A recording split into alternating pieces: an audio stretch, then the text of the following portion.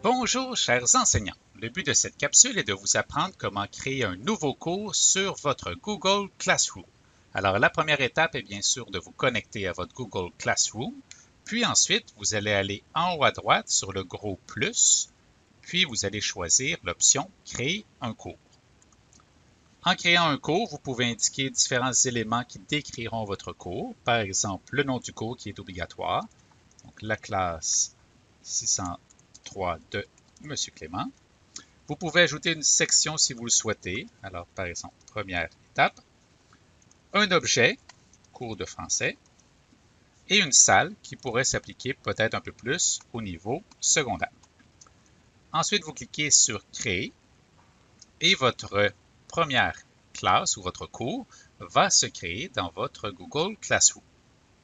Une fois créé, vous pourrez modifier différents éléments. Alors, voici ma nouvelle classe. Alors, vous voyez les différents éléments qui s'affichent. Donc, la section ici s'affiche comme première étape.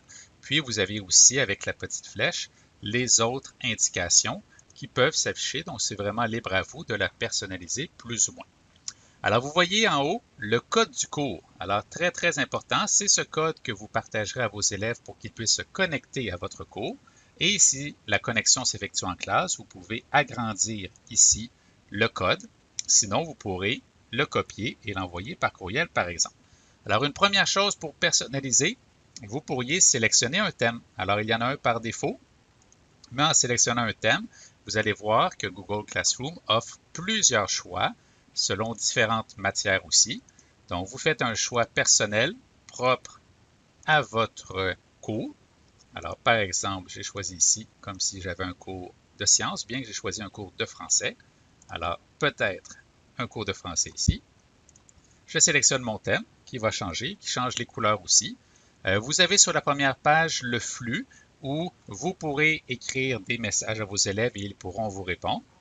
Si je reviens dans l'entête, vous aviez aussi sélectionné le thème et en dessous, vous pouvez, si vous le souhaitez, importer une photo de votre choix.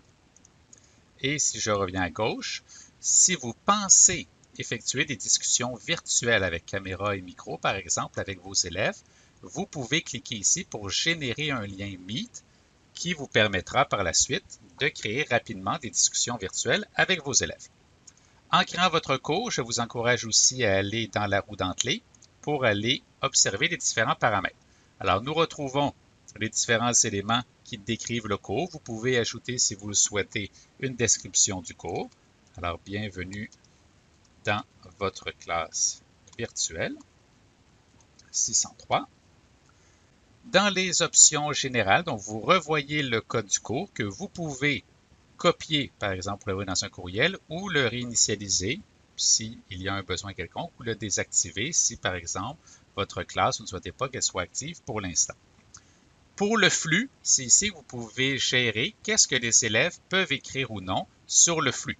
Alors, par défaut, vous voyez que les élèves peuvent écrire des posts et des commentaires, mais vous pouvez simplement leur permettre d'écrire des commentaires à vos posts, et sinon, seulement les enseignants pourront publier sur le flux. Vous verrez dans une autre capsule que vous pouvez personnaliser cet accès-là et bloquer le micro seulement à certains élèves pour que d'autres puissent l'utiliser. Alors, pour les travaux et devoirs sur le flux, vous pouvez faire en sorte que lorsque vous publiez un nouveau travail ou un nouveau devoir, qu'il y ait une notification ou non. Alors, c'est libre à vous. Vous pouvez aussi faire afficher les éléments supprimés dans une optique où nous ne voulons pas que la Classroom soit trop chargée. Moi, je vous encouragerais à le laisser désactivé.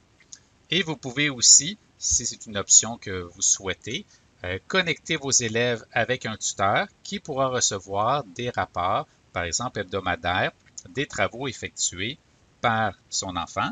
Alors, si vous allez vers cette option, vous pourrez activer cette option.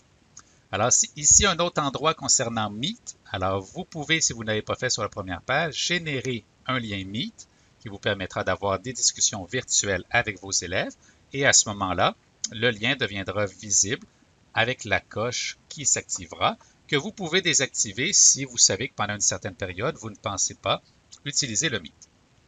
Et en bas, il y a une grande catégorie sur la notation. Si vous pensez utiliser des options peut-être un peu plus avancées au niveau du calcul des notes intégrées dans Classroom. Alors, une fois que vos paramètres sont établis, vous cliquez sur « Enregistrer ». Puis, vous allez voir que c'est mis à jour avec la description ici que vous pouvez modifier. Alors, la dernière chose que je vous dirais, c'est que je vous encouragerais à écrire un premier message à vos élèves sur le flux.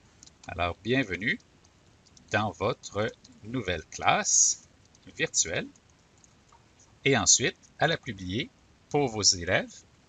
Et ainsi, votre nouveau cours est créé. Vous savez maintenant comment créer votre cours sur Classroom et aussi comment en changer les paramètres.